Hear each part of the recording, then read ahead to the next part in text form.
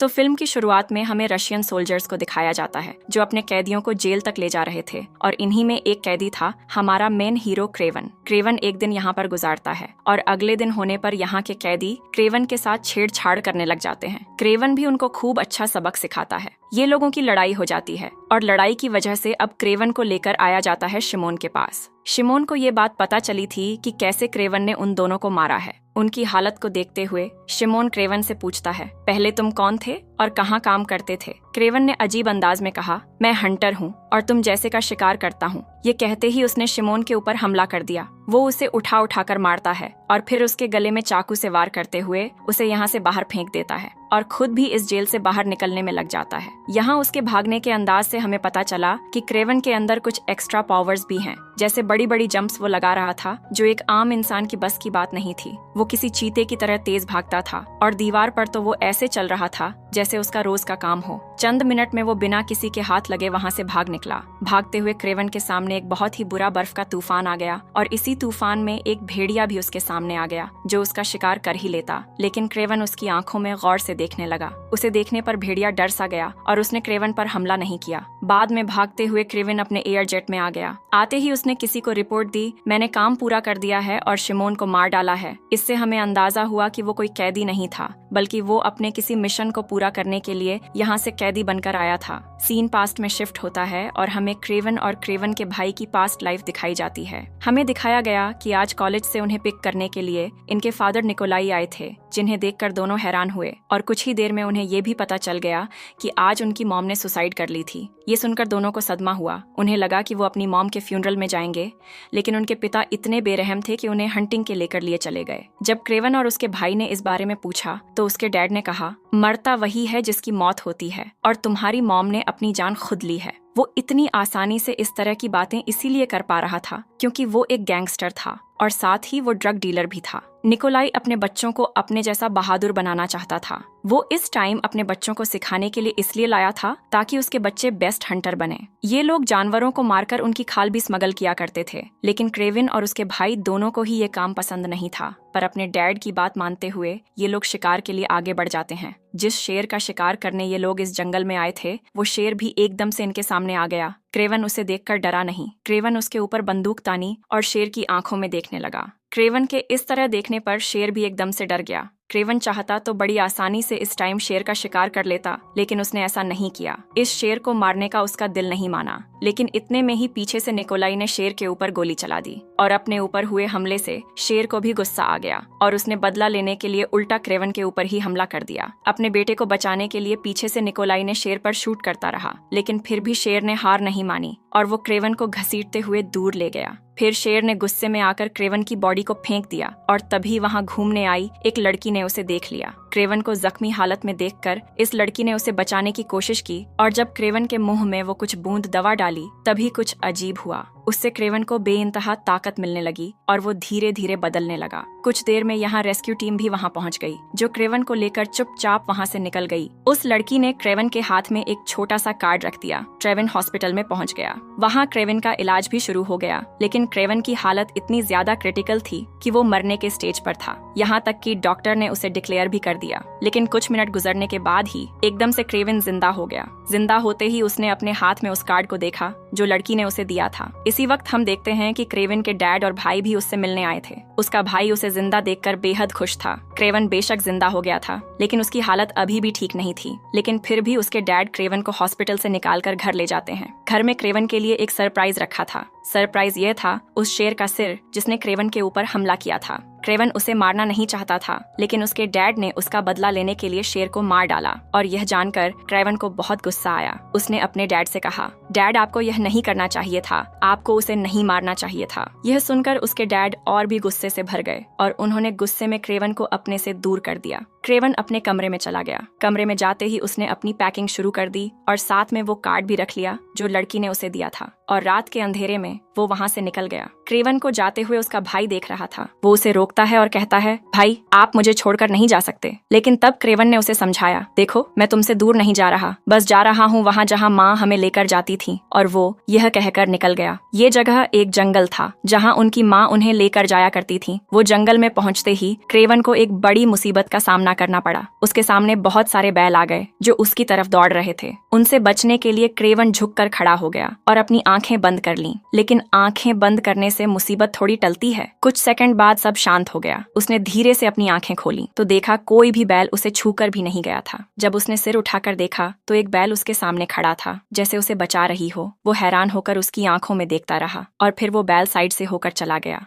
वो आगे बढ़ा और उस जगह पर आ गया जहां उसकी माँ उसे लाया करती थी। ये जगह बहुत खूबसूरत थी और उसने यहीं रहना शुरू कर दिया। यहाँ उसने जानवरों के साथ अपनी एक नई जिंदगी बना ली। उस जंगल को अपना घर और इन जानवरों को अपना साथी मान लिया। एक दिन उसने देखा कि एक हिरण भाग रही है तो वो भी हिरण के पीछे हिरण की तरह ही भागने लगा। और तभी उसे एहसास हुआ कि उसके अंदर कोई अजीब ताकत है। वो हिरण की तरह तेज भाग सकता है। उसके अंदर शेर जितनी ताकत है और बंदरों की तरह वो ऊंचे ऊंचे पेड़ों पर छलांग लगा सकता है। ये सब करते हुए उसे बहुत मजा आने लगा था। लेकिन एक दिन उसने देखा कि जंगल में कुछ शिकारी आ गए हैं। उन्होंने जानवरों का शिकार करके उनके सिर काट लिए थे। ये देखकर उसे बहुत गुस्सा आया। वो शिकारियों के पास आया और उनसे कहा, तुम्हें ऐसा नहीं करना चाहिए था। लेकिन वो उसकी बात समझ नहीं पाए और उन्होंने उस पर ही बंदूक तान दी। यह देखकर क्रेवन को और गुस्सा आ गया। उसने उन दोनों पर हमला कर दिया और उन्हें इतनी बुरी तरह पीटा कि आखिरकार दोनों मर गए। और उसी दिन से उसने ठान लिया अब वो किसी भी हंटर को जिंदा नहीं छोड़ेगा।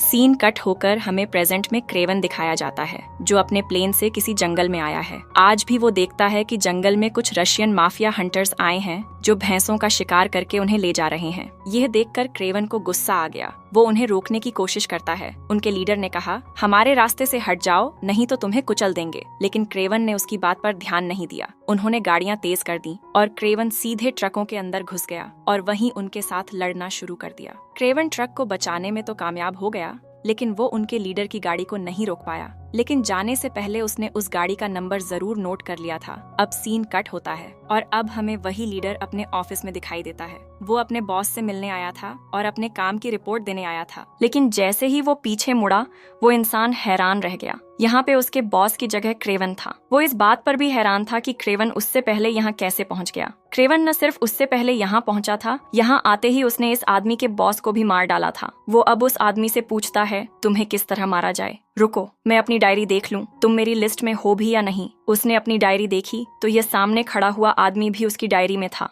असल में उस डायरी में क्रेवन उन सारे बुरे लोगों के नाम लिखता था जिनको वो मारना चाहता था। डायरी से इस आदमी का नाम काटते ही उसने गन उठाई और उसे शूट कर दिया, जिसके बाद वो बड़ी ही शांति से इस कमरे से निकल गया और पीछे उन दोनों आदमियों की लाश लटकी हुई थी। अब सीन कट होकर कई सालों बाद हमें उसी लड़की को दिखाया जाता है जिसने क्रेवन की जान बचाई थी। उस जादुई सिरम उसके मुंह में डालने वाली ये लड़की अब बड़ी हो चुकी है और अब एक जानी मानी लॉयर है जिसका नाम क्लिप्सो होता है। आए दिन इस फील्ड में उसे काफी थ्रेड्स मिलते हैं और उसके कई दुश्मन भी बन चुके हैं। लेकिन तभी एंट्री होती है हमारे हीरो क्रेवन की। जब ये लॉयर अपने दोस्त की फाइल देख रही थी तभी क्रेवन वहां आता है और उससे कहता है, मैंने तुम्हारे दोस्त के मुजरिम को मार डाला है। मैंने उस रशियन सार्जेंट को मार डाला जिसने तुम्हारे दोस्त का रेप करके उसे मार दिया था। यह सुनकर वो हक्का बक्का रह गई। क्या वो सच बोल रहा था? उसे यकीन नहीं होता और जाते ही उसने रिसर्च की तो क्रेवन की बात बिल्कुल सच निकली। किसी हंटर नाम के शख्स ने उस मुजरिम को मार डाला था और इस बात से वो समझ गई कि वो और कोई नहीं, हमारा क्रेवन ही है।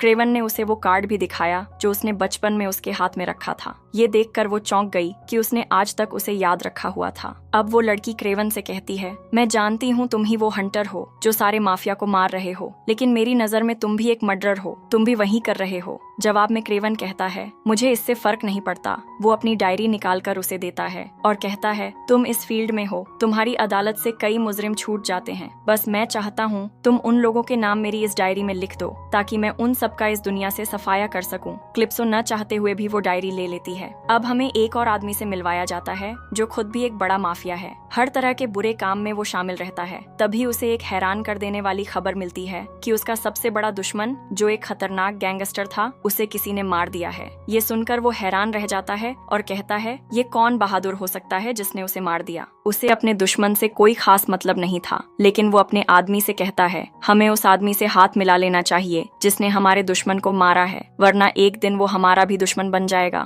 साथ ही राइनो अब अपने दुश्मन के बिजनेस पर भी कब्जा करना चाहता था। जब वो अपने दुश्मन के आदमियों से मिलने गया तो गुस्से में उन्होंने राइनो पर गोलियां चला दी, लेकिन हैरानी की बात ये थी कि राइनो को कुछ भी नहीं हुआ। वो मरा ही नहीं, उसका शरीर जैसे पत्थर का बन गया था। और ये सब हुआ था एक अजीब तरह का सिरम अपने अंदर इंजेक्ट करने से। जब सब लोग उसकी बॉडी देखकर हैरान थे, तभी मौका देखकर राइनो के छुपे हुए स्नाइपर ने उन सब पर गोलियां चला दी और उन्हें भी मार डाला। अब यहाँ पर जिंदा बचा था सिर्फ एक आदमी जिसका नाम मॉरिस होता है, जो अब राइनो के साथ हाथ मिला लेता है। शाम हो चुकी थी और हमें दिखाया जाता है कि क्रेवन के डैड यानी निकोलाई ने मॉरिस को अपने पास बुलाया है एक बिजनेस डील के लिए। लेकिन जैसा हम जानते हैं, मॉरिस पहले ही राइनो के साथ हाथ मिला चुका था, तो वो निकोलाई के साथ क्या करता? असल में वो राइनो के कहने पर निकोलाई को मारने के लिए आया था अपने आदमियों के साथ, और उसके एक इशारे पर उसके आदमी निकोलाई के आदमियों पर हमला कर देते हैं। लेकिन निकोलाई को मारना इतना आसान नहीं था। निकोलाई ने मॉरिस और उसके सभी आदमियों को मरवा दिया, और यह बात जब राइनो को पता चली तो वो गुस्से से पागल हो गया, जिसने उसके दुश्मनों को मारा था। ये बात सुनकर उसने कुछ कहा तो नहीं, लेकिन उसके एक्सप्रेशन बता रहे थे कि उसके दिमाग में कोई बड़ी साजिश चल रही है। यहाँ हमें देखने को मिलता है कि क्रेवन दीवारों पर चढ़ते हुए, खिड़कियां पार करते हुए अपने भाई के पास पहुंचता है। आज उसके भाई का बर्थडे है, जो वो उसके घर पर ही सेलिब्रेट करते हैं। दोनों मिलकर पार्टी एंजॉय कर रहे होते हैं। तभी वहाँ उनके डैड भी आ जाते हैं। उसके डैड उसे समझाते हैं, बेटा हम फैमिली हैं, तुम हमसे इतना दूर क्यों हो गए हो? तुम्हें वापस हमारे पास आ जाना चाहिए। लेकिन उनकी बातों का उस पर कोई असर नहीं होता। वो अपनी पार्टी एंजॉय करता है। इसके बाद क्रेवन अपने भाई को छोड़ने के लिए घर आता है, क्योंकि उसका भाई बहुत ज्यादा पी रखा था। वो वापस जाने ही वाला होता है, तभी उसका भाई उसे रोक लेता है और कहता है, आज यहीं रुक जाओ। अपने भाई की बात मानते हुए वो वहीं सोफे पर सो जाता है। लेकिन वो जंगल में रहने का आदी हो चुका था, तो उसे सोफे पर नींद नहीं आती। वो बाहर गार्डन में चला जाता है और वहीं सो जाता है। सुबह जब उसकी आंख खुलती है तो वो अपने भाई को देखने के लिए अंदर आता है, लेकिन उसे क्या दिखाई देता है कि उसका भाई वहाँ नहीं है और चारों तरफ खून के निशान हैं, जिसका साफ मतलब था कोई उसके घर में घुसा और उसके भाई को उठा ले गया। अच्छी बात तो यह होती है वो लोग अभी ज्यादा दूर नहीं गए थे। क्रेवन ने अपने भाई के कमरे से नीचे झांका और उन लोगों को देख लिया। वो तुरंत उनके पीछे भागने लगा। क्रेवन उनकी गाड़ी को रोकने की कोशिश करता है। वो गाड़ी के ऊपर चढ़ जाता है और उसकी फ्रंट विंड तोड़ने की कोशिश करता है, लेकिन वो लोग गाड़ी तेजी से भगाते हैं और उसे नीचे गिरा देते हैं और उसके भाई को लेकर वहाँ से निकल जाते हैं। आगे जाकर वो लोग उसके भाई को हेलीकॉप्टर में ले जाते हैं। क्रेवन अपने भाई को बचाने के लिए पास पड़ी एक सीढ़ी उठाकर हेलीकॉप्टर पर चढ़ने की कोशिश करता है, लेकिन हेलीकॉप्टर की तेज हवा उसे नीचे पानी में गिरा देती है। पानी से निकलकर क्रेवन सीधे क्लिप्सो के पास जाता है और उसे सारी बात बताता है कि किसी ने उसके भाई को किडनैप कर लिया है। वो उससे मदद मांगता है कि आखिर वो लोग कौन हैं। क्लिप्सो अपनी जानकारी और कॉन्टैक्ट्स की मदद से पता लगा लेती है कि उसका भाई कहाँ है। अब ये बात क्रेवन को भी पता चल जाती है कि उसके भाई को किडनैप करने वाले माफिया हैं और उन्होंने उसे पैसों के लिए उठाया है। जब वो ये बात अपने डैड को बताता है तो उसके डैड कहते हैं, अगर पैसों के लिए उठाया है तो पैसे दे दो। लेकिन फिर वो खुद ही कहते हैं, अगर मैंने पैसे दे दिए तो वो मुझे कमजोर समझेंगे और मैं कमजोर नहीं दिखना चाहता, चाहे इसके लिए मेरा बेटा ही क्यों न मर जाए। यह सुनकर क्रेवन को बहुत गुस्सा आता है और वो समझ जाता है कि अब अपने भाई को उसे खुद ही बचाना होगा। सीन कट होता है और हमें दिखाया जाता है कि एक आदमी उस लॉयर को किडनैपर्स के बारे में पूरी जानकारी देता है, यहाँ तक कि उनकी लोकेशन भी बता देता है। ये देखकर क्लिप्सो बहुत खुश होती है, लेकिन कुछ ही मिनट बाद वही आदमी राइनो के एक आदमी से मिलता है